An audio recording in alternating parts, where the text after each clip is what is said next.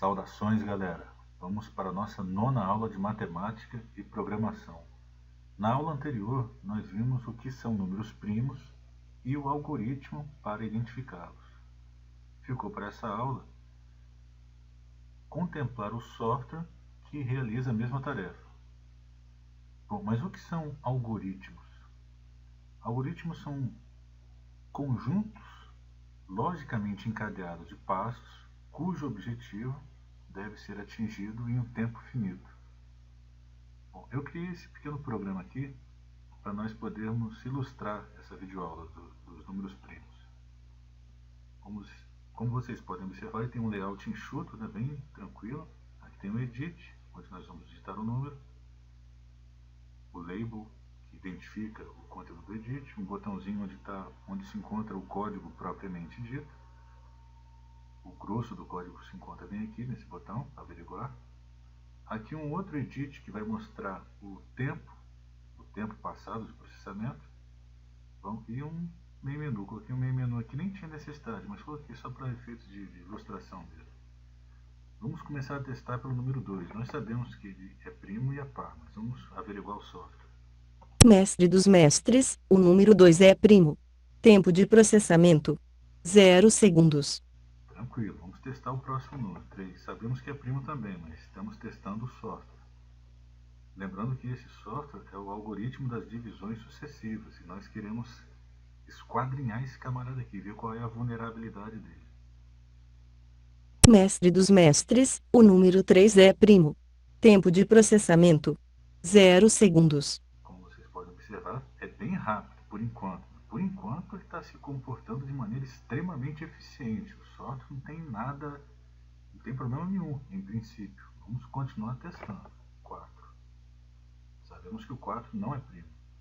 Mestre máximo, o número 4 é composto, o tempo de processamento foi exatamente 0 segundos. Números compostos são aqueles que têm mais de 2 divisores. E, só para lembrar, os primos são aqueles que são divisíveis apenas por 1 e por eles mesmos. Então, vamos digitar números maiores aqui. Vou colocar 57. Mestre máximo, o número 57 é composto, o tempo de processamento foi exatamente 0 segundos. Até aí tudo bem, vamos aumentar um pouco mais agora. Vou colocar 1 milhão. Mestre máximo, o número 1 milhão é composto, o tempo de processamento foi exatamente 0 segundos. Bom, até o presente momento ela tem mostrado uma eficiência fora do comum. Eu vou continuar aumentando esse número, eu vou enquadrar essa cidadã aqui na parede, quer ver? Vamos colocar 50 milhões e 1. Mestre máximo, o número 50 milhões e 1 é composto, o tempo de processamento foi exatamente 0 segundos. Ela é sensacional, né? É show de bola. Eu vou continuar testando, eu vou pegar ela pelo pé. Deixa eu ver que número que eu vou jogar aqui. Vamos colocar 100 milhões. 3, 4, 5 e 7. Mestre dos mestres, o número 100 milhões e 7 é primo. Tempo de processamento: 1 segundos. Já consegui dar uma encostada nela. Levou 1 segundo dessa vez. Eu vou piorar um pouquinho as coisas. Eu coloquei esse número aqui estrategicamente selecionado. Vamos jogar esse cara aqui. Esse aqui é o 2.147.483.647. Vamos ver como ela vai se comportar. Quanto tempo ela vai gastar para me dizer se esse cara é primo ou não. Aqui nós temos o nosso tempo, né? A hora está bem aqui. Vou clicar em averiguar.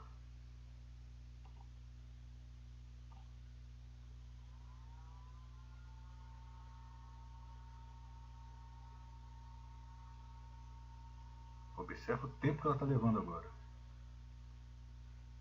Mestre dos mestres, o número 2.147.483.647 é primo.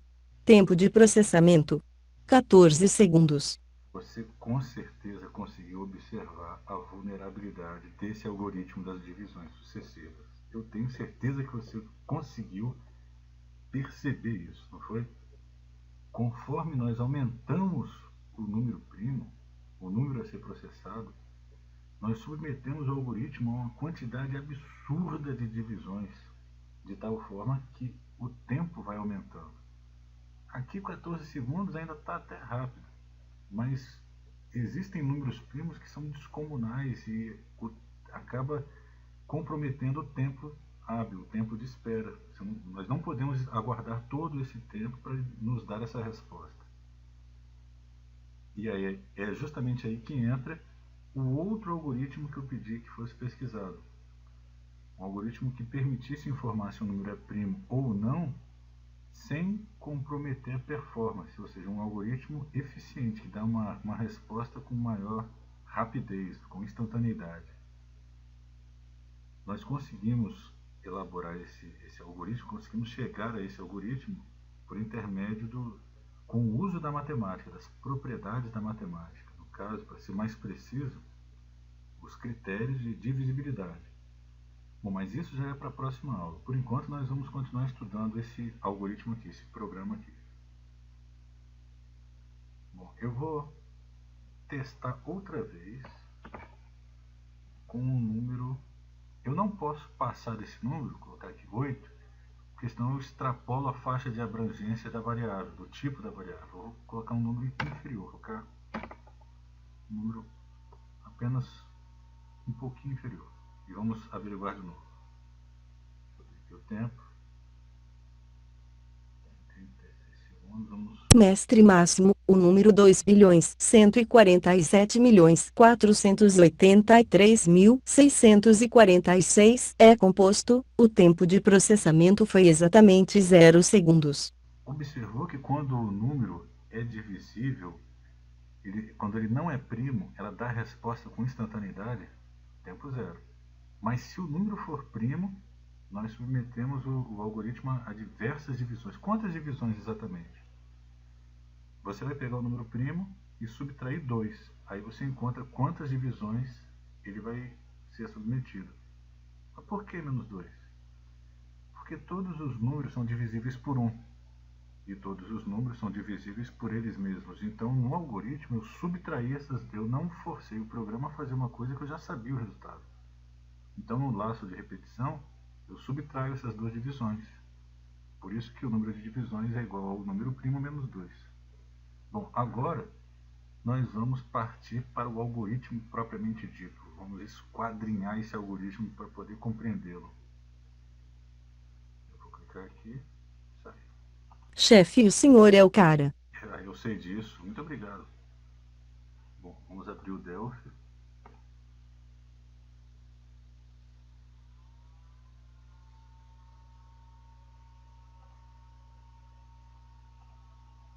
Bom, então está aqui o software. Eu coloquei o nome dele de primos do máximo.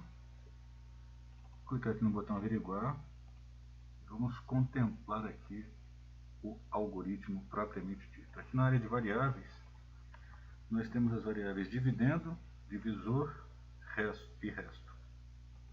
Todas elas são do tipo longint.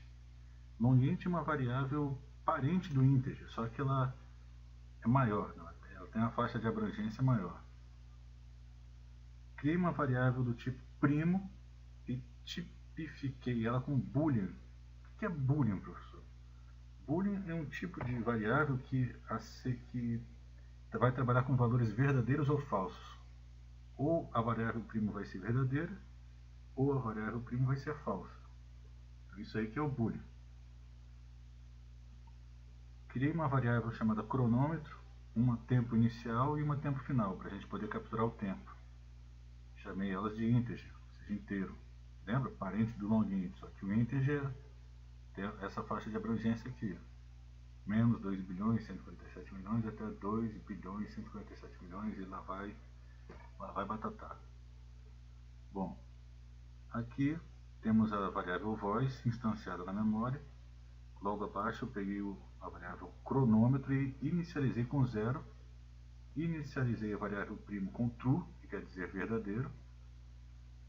E disse que o dividendo vai receber a conversão de string para inteiro do que vai ser digitado aqui no edit 1. O que for digitado aqui, vou clicar em averiguar, vai ser armazenado na variável dividendo. Lembrando que variável é aquela... Para a criançada entender, variável é uma caixinha na memória que vai armazenar uma informação. Para o cara que está fazendo ciência da computação, variável é uma área alocada na memória cujo objetivo é armazenar dados que posteriormente serão processados. Para a criança é mais tranquilo falar que é uma caixinha na memória. Bom, aqui na estrutura condicional, se a conversão de string para inteiro do conteúdo do edit 1 for maior ou igual a 2, então a variável tempo inicial vai receber a conversão de string para inteiro da cópia do que estiver bem aqui. Observa aqui, ó. Aqui é o tempo, tá vendo a hora? Esse trecho aqui, ó, vai copiar a conversão de tempo para string da hora, tá vendo aqui, ó, hora, a partir da posição 7, copiar 2 dígitos. Então ele vai chegar aqui, 1, 2, 3, 4, 5, 6, 7, posição 7. Então ele vai capturar esse 0 e esse 5, que justamente são os segundos. Então essa linha tem por objetivo capturar, vou até colocar aqui um comentário, captura o tempo inicial. Você vai perceber que é possível aperfeiçoar a questão do cronômetro, porque eu não me preocupei tanto com o cronômetro, porque o objetivo desse algoritmo não é cronometrar o tempo, é identificar números primos. O que eu estou tentando dizer é que é possível aperfeiçoar o algoritmo aqui do cronômetro, mas como não era o objetivo desse algoritmo, eu deixei ele bem funcional, eficaz, essa é a palavra, eficaz, está funcionando, mas tem uns bugzinhos para resolver aqui. Bom, o laço de repetição, aqui fica interessante, cara, olha só o que acontece aqui. Ele vai do divisor 2, iniciando com 2, e segue até o dividendo menos 1. Pelo amor de qualquer coisa, por quê? Por que de 2 até o dividendo de menos 1? Bom, você sabe que todos os números são divisíveis por 1. Logo, não faz sentido obrigar o algoritmo a dividir por 1 aqui.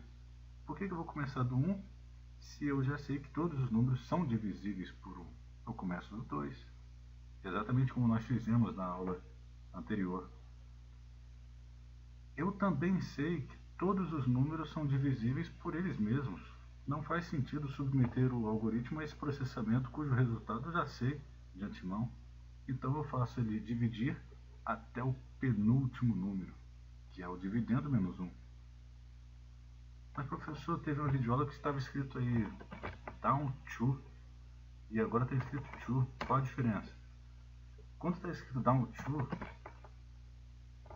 eu estou descendo. Eu estou indo de um número maior, descendo para o número menor.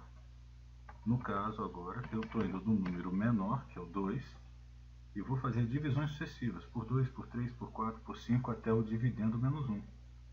E quem é o dividendo? Dividendo é esse cara aqui, ó, o cara que o usuário vai digitar lá no edit. Esse é o dividendo.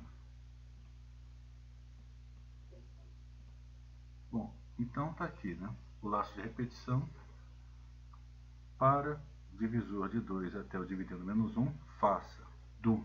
Você vai observar, meu amigo, que para programar, para ser um programador, você precisa saber inglês. Não tem para onde correr, cara. Você tem que estudar inglês. Nem que seja inglês instrumental, mas precisa saber. Então aqui tem o begin, início. Aí tem a variável resto. A variável resto está recebendo o dividendo, que é o cara que o usuário digitou, dividido pelo divisor. E esse mode faz o quê? Ele justamente captura o resto da divisão inteira e vai armazenar aqui dentro da própria variável resto. Por que eu uso esses nomes? Eu uso um nome que me lembre para que serve essa variável. Se ela vai armazenar o resto, nada mais lógico do que colocar o nome dela de resto, né? Eu vou colocar um nome que tem a ver com o conteúdo que ela vai armazenar, para facilitar a correção, facilitar a manutenção, facilitar a identificação de outro possível programador que venha dar manutenção desse código. Não faz sentido criar uma variável e colocar um nome que não tem nada a ver. Por exemplo, variável A, variável B, variável C. Depois você vai bater o olho e falar, para que serve isso mesmo, cara? Tem que colocar nomes sugestivos. Aqui, se o resto for igual a zero, então, para que serve isso, professor? Vou colocar aqui comentário. Isso aqui está traduzindo no bom português. Se a divisão for exata. É isso que está escrito aqui, meu amigo. Se resto é igual a zero, então, traduzindo, se a divisão for exata, ele entra aqui nesse bloco de comandos, no bloco begin-end, e fala que a variável primo recebe falso, ou seja, não é primo. Vou colocar aqui no comentário.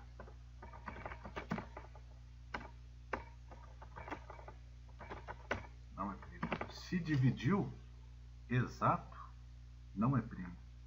Porque eu já excluí as duas divisões por 1 e por ele mesmo. Significa que se dividir por qualquer coisa aqui, eu já sei que o cara não é primo. Aqui a variável tempo final vai receber a conversão de string para inteiro, da cópia, da conversão de tempo para string, desse tempo aqui, ó, da posição 7, 2 dígitos. Ó. 1, 2, 3, 4, 5, 6, 7. Então ele vai capturar esses 2 dígitos e vai armazenar na variável tempo final. Eu tenho que fazer essa manobra aqui para poder capturar esses caras. Não é que tenho, né? Foi a solução que eu decidi adotar. Talvez algum outro programador encontre uma outra solução. Eu mesmo tinha sugerido fazer o seguinte: usar esse carinha aqui, o componente timer. Ele tem essa finalidade de cronometrar. Todavia, eu decidi posteriormente fazer o controle do cronômetro via código, na raça, no peito e no braço aqui, ó, codificando. Bom, embaixo da variável tempo final, eu estou dizendo que a variável, deixa eu ver se está gravando, a variável cronômetro vai receber o tempo final subtraindo o tempo inicial. Eu vou subtrair o tempo inicial do tempo final. Para quê? Para saber quanto tempo gastou o processamento. E nós já percebemos que a vulnerabilidade desse software consiste justamente no fato de que conforme o número primo for muito grande, o tempo aumenta. É um algoritmo de tempo. O tempo está relacionado com o tamanho do número primo. Isso é terrível, né? Porque se o número primo for muito grande, o tempo de processamento vai ser muito grande.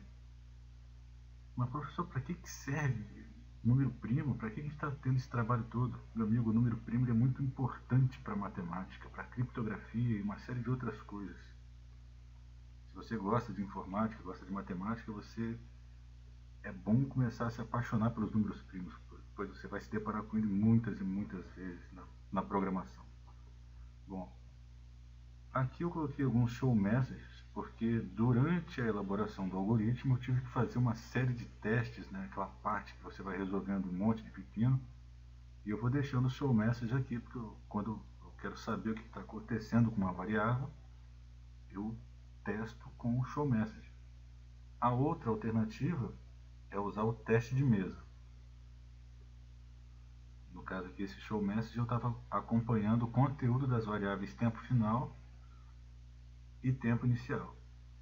Por quê? Porque estava dando uns resultados malucos lá, tempo negativo, etc. O bugzinho que precisa ser resolvido.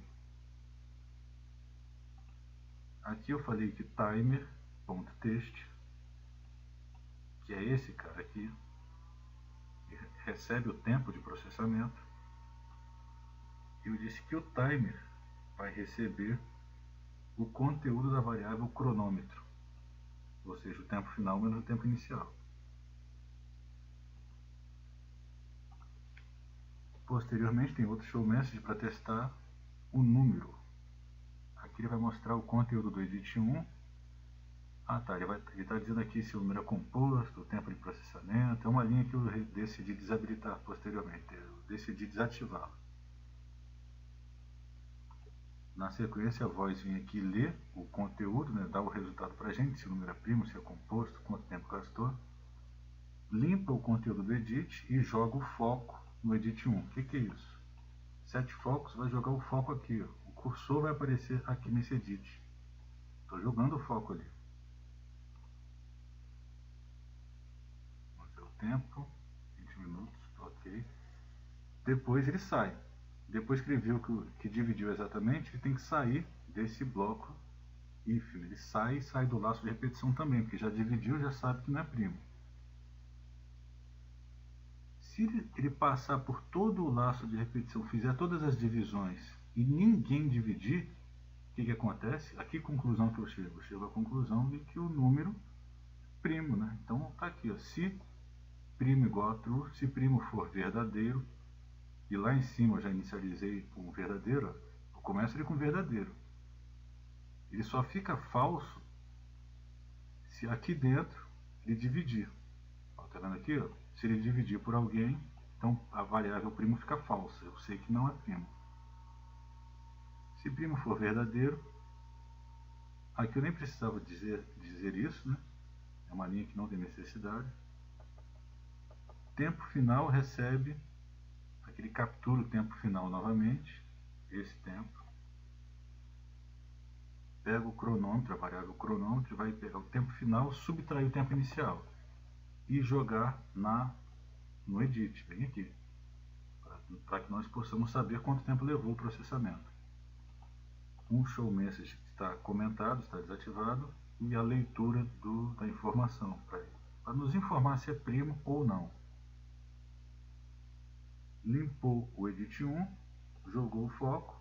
Tá, mas esse código aqui embaixo, professor, isso aqui é uma parte que eu posteriormente decidi desabilitar. Seria o teste, o tratamento dos primos negativos. Depois eu me arrependi e comentei isso aqui tudo.